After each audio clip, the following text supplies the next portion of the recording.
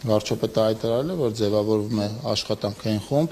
որը որոշակի գործառույթներ կիրականացնի, եւ այդ աշխատանքային խմբի աշխատանքը բացառապես լինելու է Հայաստանի Հանրապետության Սահմանադրության եւ գործող օրենքների շրջանակներում։ Ես խնդրում եմ, որ դուք այդ մասով կասկած չունենաք։ Ընդհանուր առմամբ մեր բոլոր գործողությունները, որոնք վերջին 7 տարվա ընթացքում եղել են Հայաստանի Հանրապետության գործող օրենսդրության եւ Սահմանադրության շրջանակներում եւ երբևէ չենք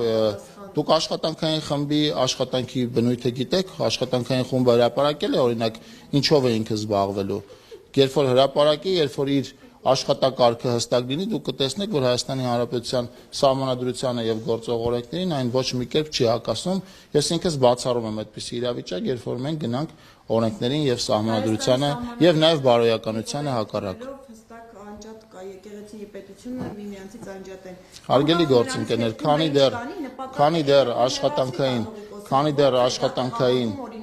քանի դեռ աշխատանքային խումբը իր աշխատանքային օրակարգը եւ իր աշխատանքային գործառույթները չի հրապարակել, թույլ տվեք սրա հետ կապված մեկնաբանություն չանեմ։ Ես վստահ եմ, որ ինչպես մեր բոլոր քայլերը, այնպես էլ այս քայլը տեղավորվելու են Հայաստանի Հանրապետության Սահմանադրության